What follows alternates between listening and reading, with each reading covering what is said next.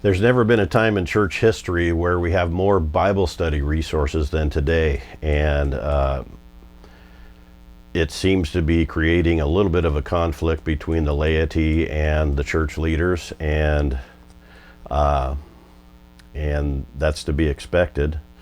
But I would argue that these resources are something that should have been accessible all along.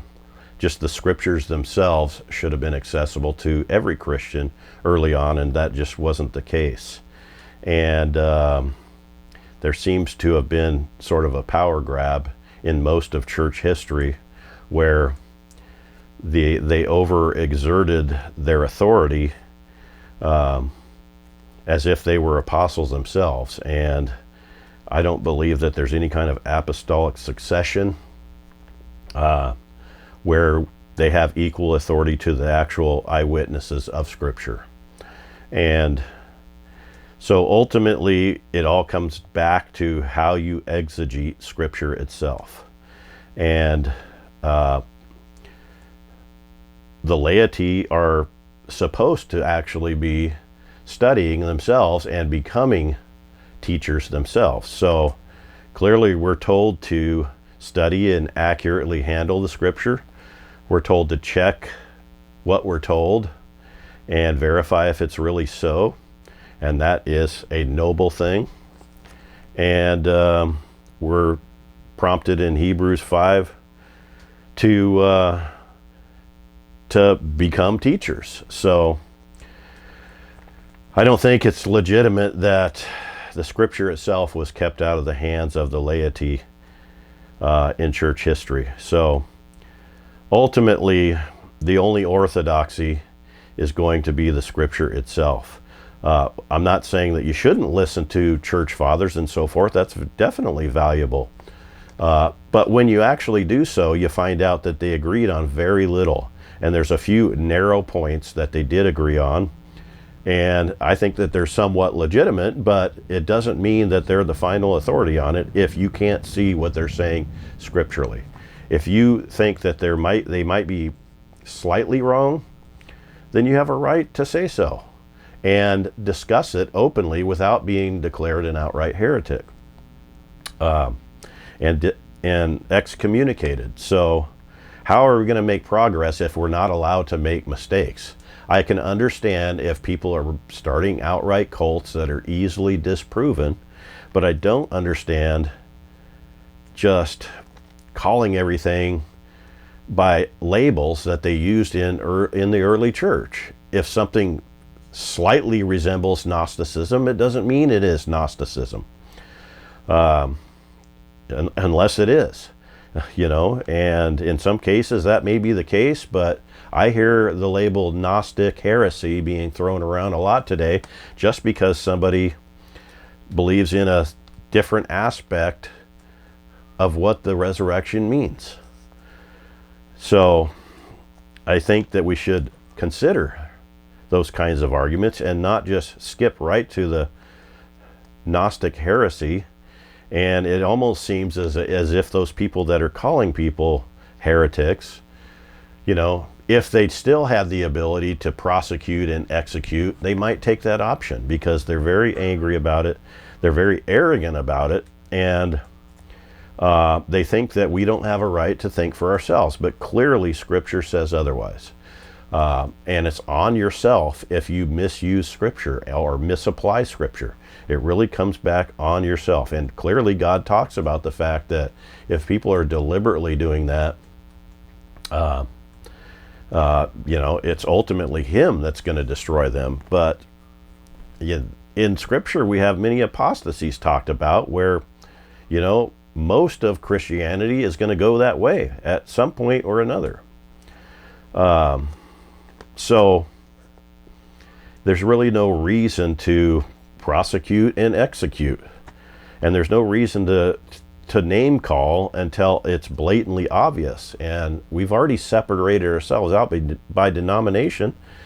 So, I understand the leadership within the denominations arguing amongst themselves, but it's because they don't listen to anything. They don't listen to anything each other has to say. They stick to their guns regardless of the evidence. And they're not working together, and therefore it undermines the entire thing.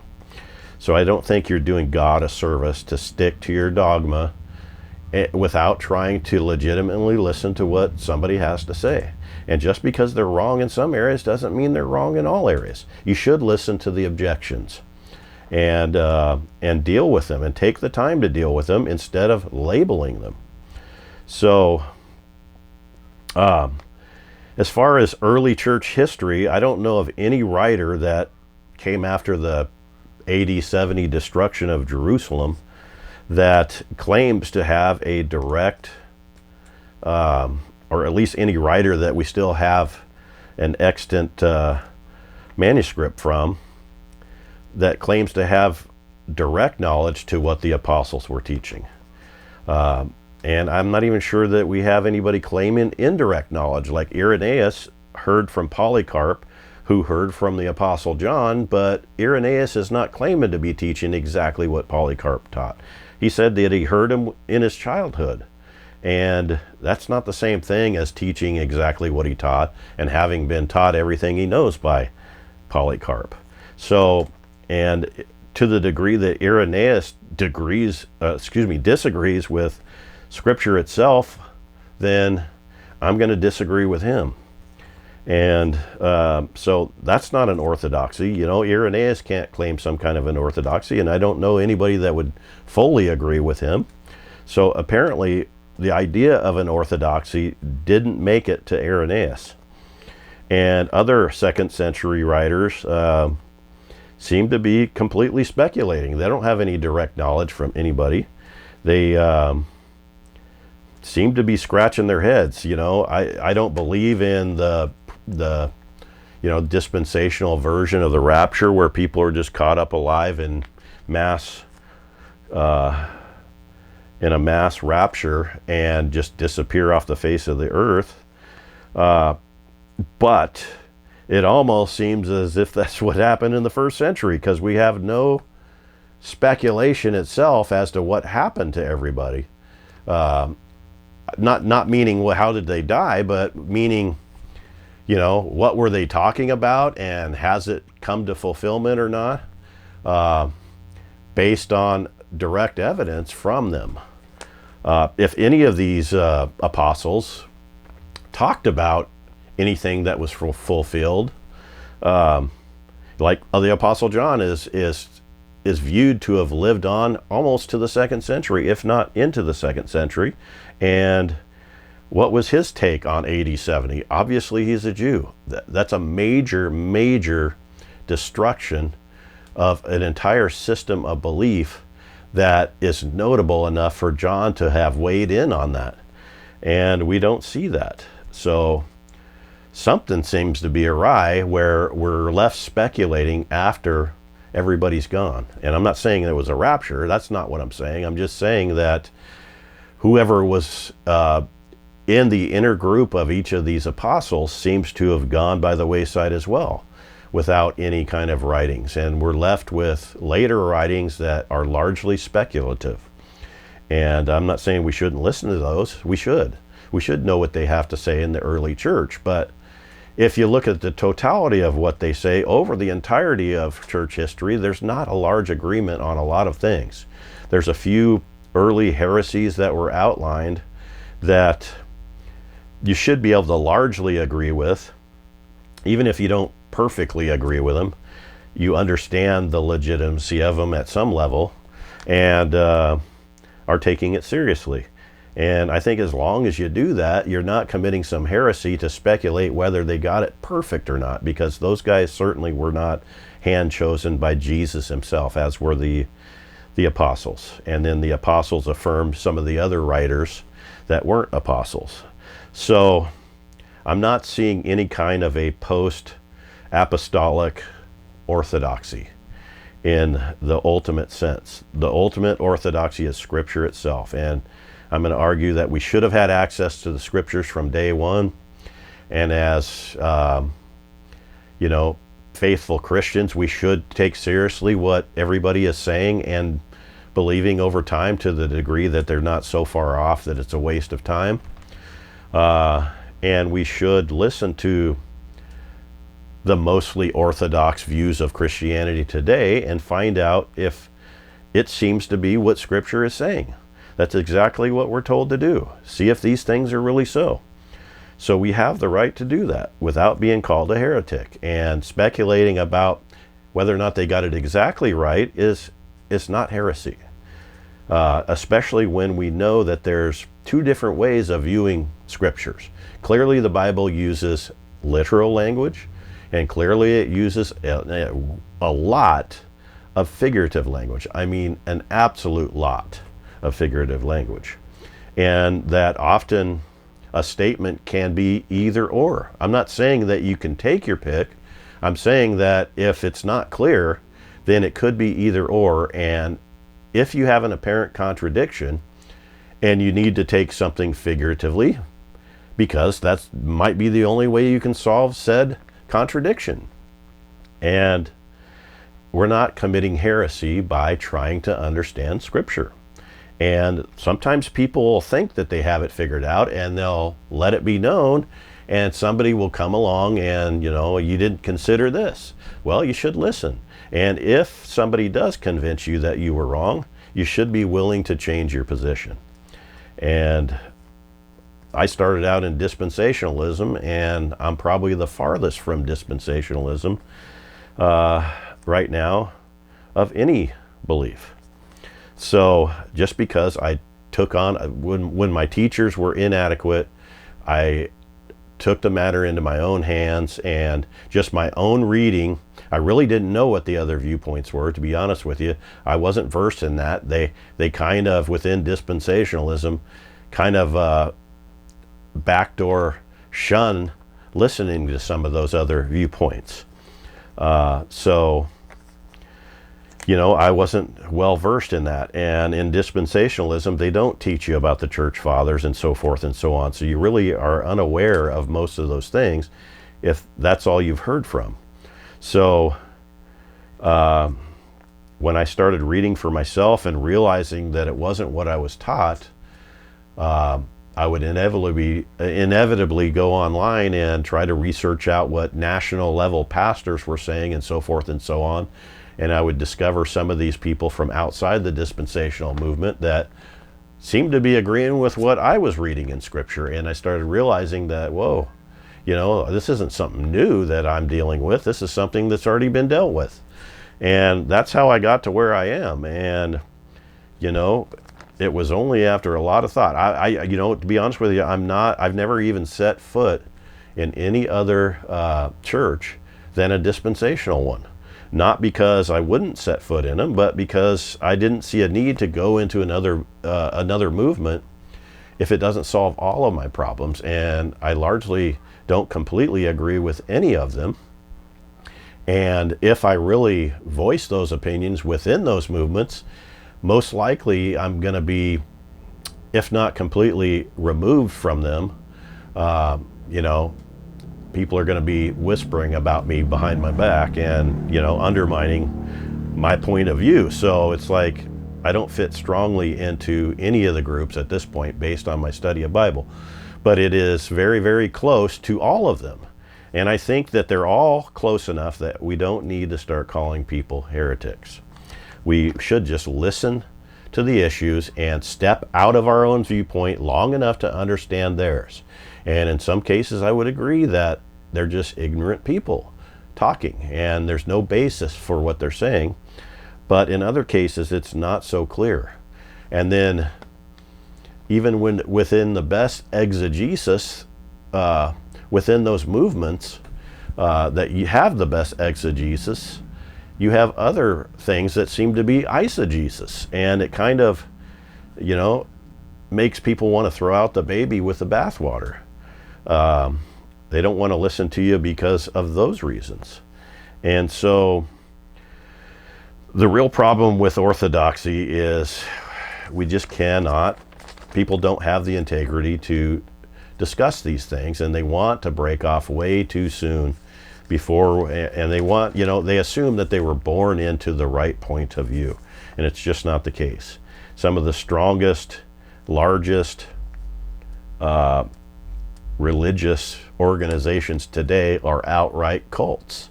And we know that. So the strength in numbers means nothing, ultimately. So we had a lot of speculation from those early church writings, and then at some point we have the tendency to prosecute and execute people for perceived heresies. In some cases, they may be outright heresies. There's no doubt that that was going on, no doubt about it. But clearly Jesus did not expect us to prosecute and execute. We're not Old Testament Israel. It's just not the same thing. You can't take anything that was going on with them as a directive for us to act in the same manner and to govern in the same manner. Theirs was literally written into their government, and ours is not. Ours is a personal belief. It's not a collective belief where anybody outside of it needs to be tossed out completely. You might argue with them and you might prove them wrong, so to speak, but to their own master they stand or fall. So defending the orthodoxy has led to gross acts of judgment, leading right up to execution and everything in between. And you can read the long list of heretics that were executed both by the early church, by the early church and the Catholic Church, as well as the Protestant Church. So it's not relegated to just the Catholic Church, as some people like to claim. And the fact that we weren't even allowed to have Scripture in our own hands right up past the Reformation is a clear indication that I understand they took the Bible seriously and they didn't want it undermined, but it wasn't within their authority to do that. That's a power grab, for sure. A massive power grab going on throughout most of church history, and I think there's a lot of extremely educated and authoritative pastors today that are a little bit grumpy about the fact that people have access to the Scriptures or even all the resources that we have, and it kind of relegates their position to a much lower level than it ever was in church history. But I think that's by design, and ultimately Christ is the judge, and if something is a bad enough heresy, it's up to him to remove them from the conversation. So none of our leaders have a direct eyewitness account from the apostles themselves, and so they've overstated their authority, and they're only as good as their integrity and their exegesis. And we have enough resources where we can do some level of exegesis, and in some cases it's pretty easy to see that we've been lied to, and in other cases we might tend to think that they were wrong, but further discussion might clarify that. So us as the laity should be willing to listen to those arguments and try to understand them for ourselves. And if you're not buying into it, then you need to be responsible to know what you're talking about for yourself. Educate yourself to the level that they're educated, so that you can know for sure that that they're not leading you astray before you outright denounce them. Certainly you need to go to the experts at some level and see if what you're saying could even be possible based on the grammar in Scripture. And I think we have enough resources to at least go halfway there and then run it by people and try to, the real problem is there's a lot of dogma even amongst Bible translators, amongst biblical leaders, and they argue over these things themselves to each other. So you know, we have to take it with a grain of salt at some level. Ultimately, there really is only the eyewitness testimony of Scripture to go back to. And, you know, unless we're going to start prosecuting and executing again, you really have lost the authority that they might have had throughout most of church history. So I understand that might bring some bitterness to people that have a higher level of education and maybe do understand some of these things better. But it is what it is. You know, it's God himself who allowed the world to get into the position we're in. And ultimately, there is not a single church leader that I'm willing to sell my soul to and let them be in charge of me, because it's on me if I undermine Christ. It's on me. And my intention is just to understand Scripture. I don't want followers. I don't want to be a teacher in the literal sense, where I'm literally building up a church of my own that's separate from somebody else's. But I do want to be in the discussion and trying to understand these things. And I'm not a dummy. I'm not a complete dummy. So I can go a long ways to get myself there, and then I can ask the right questions that avoids the dogma that I might be getting when I ask those questions. I can ask very specific questions of people to try to dig through the dogma and come to a genuine understanding of what it cannot be saying based on the grammar of Scripture. And once again, Romans 14:4, to our own master we stand or fall. So I don't think there's an established orthodoxy, you know, in large part, in the ultimate sense, to where we have to relent to it or die. And the ultimate orthodoxy is Scripture itself. And even within Scripture, we have to deal with some kind of interpretation with the translation. So you don't want to stop at the translation. You want to dig into the original languages and do your best to wrap your head around that grammar itself. And ultimately, if you really want to know for sure and you can't trust anybody, then you're going to put in the work that church leaders have put in to have some kind of authority over it for yourself, instead of just going with your preference. So I thought I'd start with a video on orthodoxy just to give my point of view on it, and to let people know why, if I blur the lines of a perceived orthodox understanding of Scripture, then you know why. Because I don't hold near and dear the church fathers as some do. I don't think that they got it right throughout most of church history completely. I do think the important things they got right for the most part. Within, you know, we have to understand that the reformers themselves, it was amazing how far they did get in overcoming what was clearly heterodox from the original apostles, and getting rid of most of that. But they didn't get rid of all of it, I would argue.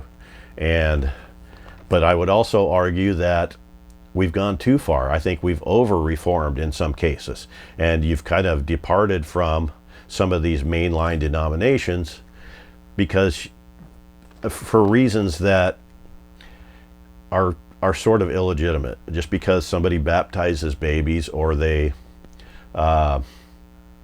you know, they're a Calvinist or something, doesn't mean that everything they say is wrong. It's the strength of their exegesis that matters, and I would argue a lot of them have the stronger exegesis. And so I think we've kind of over-reformed things to the point of antinomian, I can't say the term, sorry, but ultimately free grace, right? We've kind of opposed Calvinism so completely that you can be, you know, you can just say a prayer and once saved, always saved. You never have to even be involved in the discussion or in church after that, and you can go live the life that you've always lived. Ultimately, there's no impact on your personal behavior. That's a way over Reformation in my view. So we should be willing to listen, and ultimately it's on us. It's on us. So it's the world we live in. I think we're at the end of the end where, of course, there's a lot of crazy things being taught, and, you know, there's not much we can do about it. We're just going to have to deal with the crazy and let Christ clean up the mess. And I think he's about to. Thanks for listening.